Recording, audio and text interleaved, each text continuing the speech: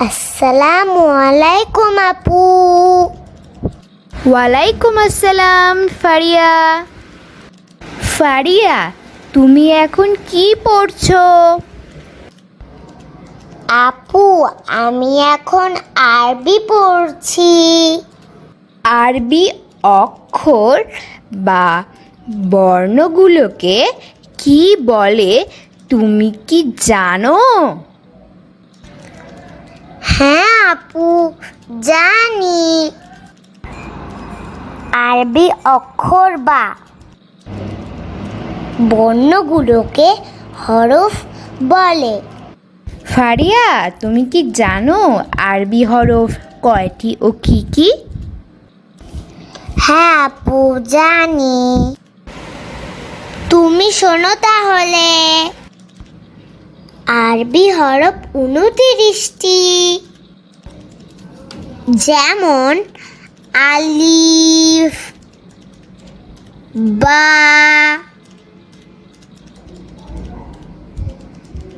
তা, সা, জিম, হা, খ, দাল, জাল, রা, জা, সিন, শিন, সুয়াত, দুয়াত, ত, জ, আইন, গইন, ফা, কফ, কাফ, লাম, মিম, নুন, ওয়াও, হা, লাম আলিফ, হামজা, ইয়া। মাশাআল্লাহ, সুন্দর হয়েছে।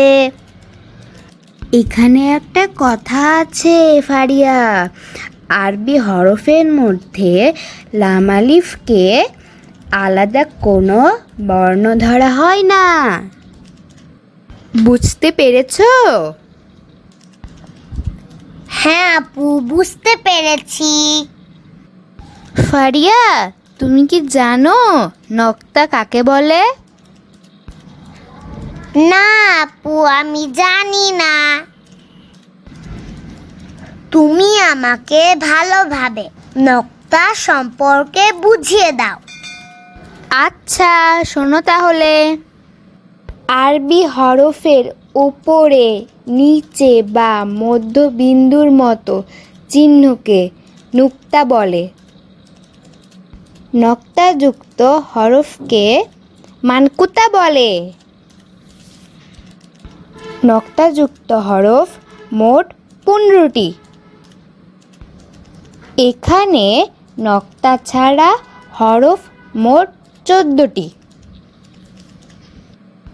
নক্তা ছাড়া হরফকে গায়েরে মানকুতা বলে। 29টি আরবি হরফের মধ্যে এক নক্তাযুক্ত হরফ মোট 10টি।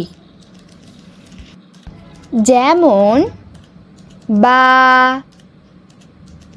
জিম, খ, জাল, ঝা, দোয়াত, জোয়া, ফা, নুন, ওয়াইন। আর 2 নক্তাযুক্ত হরফ মোট 3টি, যেমন তা, কফ, ইয়া। আরবি হরফগুলোর মধ্যে ওপরে নক্তাযুক্ত হরফ মোট 12টি, যেমন তা, সা, খ, জাল, ঝা, শিন, দোয়াত, জুয়া, গইন,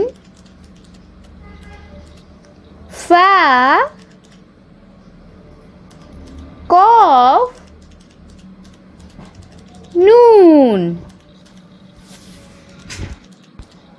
আরবি হরফগুলির মধ্যে নিচে নক্তাযুক্ত হরফ মোট 3টি, বা, জিম,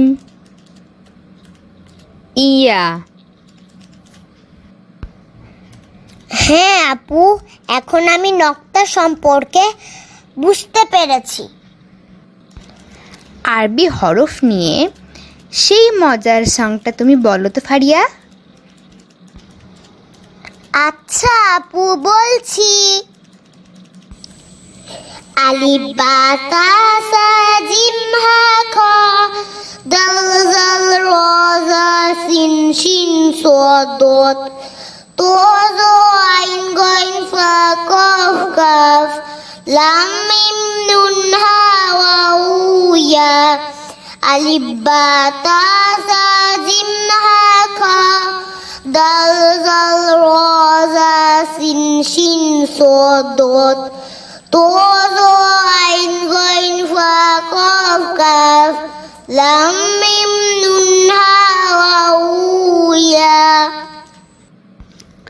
মাশাআল্লাহ ফারিয়া, সুন্দর হয়েছে। ফারিয়া, আজকে তাহলে এই পর্যন্তই। আগামী দিন আমরা আরবি হরফ দিয়ে 2টি করে শব্দ ও বাক্য বলা শিখব। আচ্ছা ঠিক আছে আপু, আল্লাহ হাফেজ। প্রিয় দর্শকবৃন্দ, আমাদের ভিডিওটি দেখার জন্য আপনাদের অসংখ্য ধন্যবাদ। আমাদের ভিডিওটি ভালো লাগলে অবশ্যই লাইক, কমেন্ট এবং শেয়ার করতে ভুলবেন না কিন্তু। ভালো থাকুন, সুস্থ থাকুন। ফি আমানিল্লাহ।